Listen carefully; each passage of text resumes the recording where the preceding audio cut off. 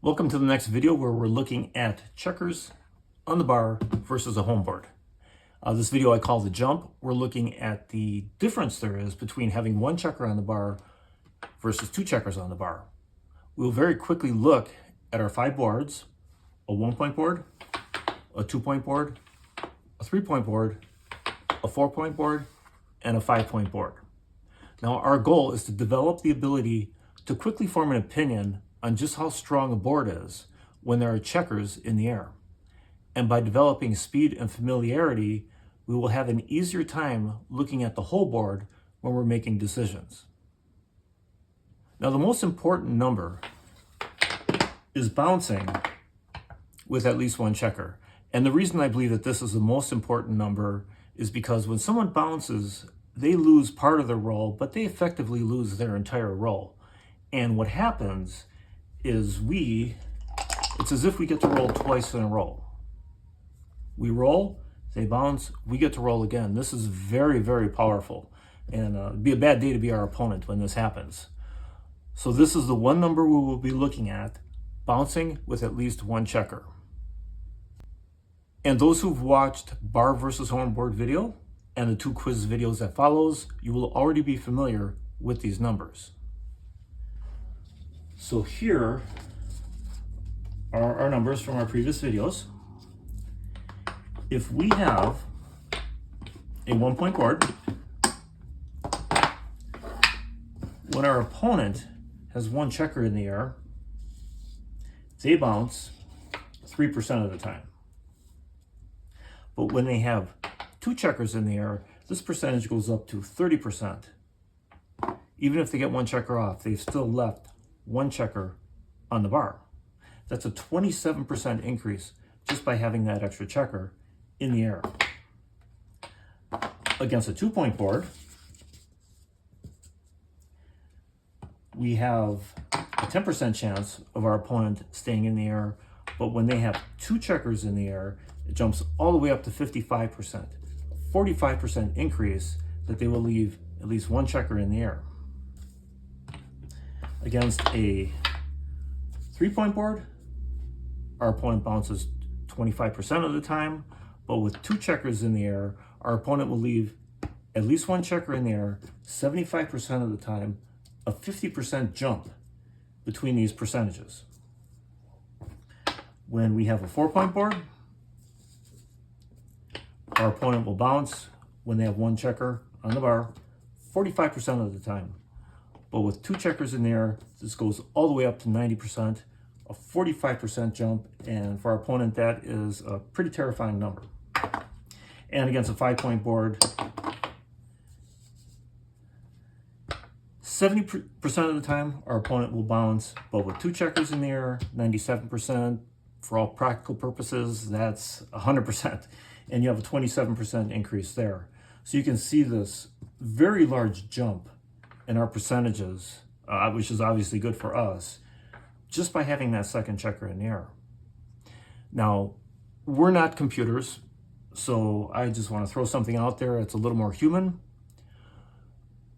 When our opponent bounces, they can't anchor, they can't hit, they can't make a point.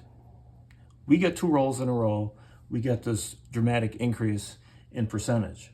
But from a strategical point of view, we can say, wouldn't it be nice if our opponent bounces at least 50% of the time? And again, this isn't a specific strategy or anything, but just to get these numbers into perspective and help us remember this, because we can't use this when we're playing. We can't have cheat notes. So it's good to think about these things off the board so that when we're playing, they come to us very quickly. So what I'm going to do is I'm going to highlight all the numbers here that are over 50%. So we have 70, 55, 75, 90, and 97. So just our fun human question, wouldn't it be nice if our opponent stays on the bar at least 50% of the time? What's the easiest way to accomplish this? Well, we have to have a 5-point board before we get over 50%. But we only need a 2-point board when there's 2 checkers in the air. So if nothing else, if the only thing you get from this video is an appreciation for just how big this percentage jump is and just how powerful having the second checker in the air is, that could really help you in your game. And we are going to look at 2 game examples that will help demonstrate these numbers and how we use them in actual play. This is the first position we'll look at. We'll look at 3 variations of this position. We have our opponent on the bar. We've made our 5-point. We've cubed. Our opponent has taken, and we roll 3-5. So a few things jump out at us. We can make the 21-point, come down with a 5, which looks good, solid. We can make our 3-point. That certainly should jump out at us. We can also play down with the 3 and hit with the 5, which puts 2 in the air. We're going to take a look at that. And we also have 13-5, which improves our position here and looks great for the attack. All our options look really solid. They all have merit. Now, the one that's interesting, though, is the hit. Now, the correct move in this position is simply to make the 3-point. And it's often, very often, just making the home board point. Now, when we do this, we go from a 2-point board with 1 in the air to a 3-point board with 1 in the air. We go from a 10% chance that our opponent will bounce to a 25% chance that our opponent will bounce. But what's interesting about this position is if we were to play 3-5, how does that change things? Well, we're going to a 2-point board with 2 in the air. We're bumping that up, not from 10 to 25, but from 10 to 55. Nice big number, chances of our opponent leaving at least 1 checker on the bar. But we're also risking getting hit. Now, if this checker gets hit, this is 1 less checker in our attack. We also lose our race lead here, which we're starting to build. And now we're getting into a longer type game. But what is this risk? Well, it's any roll that contains a 1. And we're going to use our shortcuts. We know that any roll that contains a 1 is 30%. So by hitting the second checker, we're going from 25 to 55% chance that our opponent will bounce with 1 checker, but we're also losing 30%. So we're gaining 30% chance that our opponent will bounce, but we're losing 30% that our checker will get hit, and we will lose some of our initiative. So just because that number is higher doesn't make the hit the correct move. The correct move here is 3-5. So this is great because we get to see the difference in these percentages using a real example, but we're also not just blindly following this. This is just a reference. This is something to have in the back of our mind to help us make decisions, because hitting on the 1 point here also involves risk. So we think about these numbers, but we're taking in the totality of our position to try to determine the best move here. And this 3-point should be pretty obvious to an experienced player, that you just make the home board point.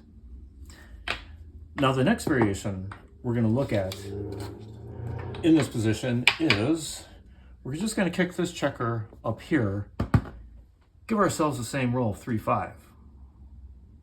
Now it's pretty much only 2 moves that jump out at us. We can make the 3-point, but we have this beautiful move now, this option of making the 18-point. And again, it's really tough to complain about this position. But again, the best move is making the 3-point. It's a permanent asset. It increases the chance of our opponent bouncing, and our opponent holds a cube. We're still going to have to play through this game to win it. This isn't a winning position. It's a very good position. Our winning percentage here is nice and high, but this is not yet a won position, and there may be future hits where having this 3-point board gives us tremendous value. Now, our next variation of this position, we're going to kick these two checkers down and give ourselves a roll of 4-6. This one's really interesting because we can again make our beautiful 18 point, have a super solid position, sort of halfway resolve our back checkers by doing this, but we also again have the opportunity to make a home board point. Now this point's pretty deep and it's kind of duplicated here by our 8 point, because if we made all these points, that would be a 7 point prime, not a 6 point prime, and you only need a 6 point prime to block in checkers. So this point is a little deep and we're kind of duplicating our 8 point. And what's really interesting about this position is that this move here is actually not the best move, but it's only a mistake by 25.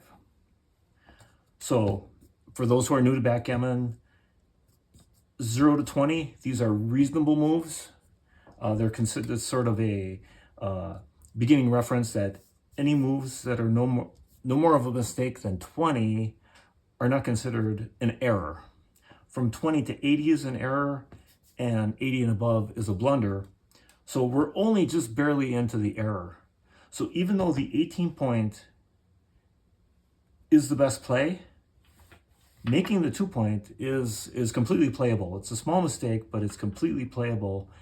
And from these 3 examples, we can see how the default is always making a home board point once our opponent's on the bar. And every time we do a move like this, especially when our opponent is struggling, we're always increasing the percentage that our opponent will bounce. And in future hits in the game, we're also increasing these percentages for the rest of our game because our board is getting more and more dangerous. Doing a quick plug here for Blunderblots. If you're not aware, Blunderblots, Jason and Bry are doing a lot to promote backgammon and produce some great content, so make sure you visit and subscribe to their YouTube channel, Blunderblots.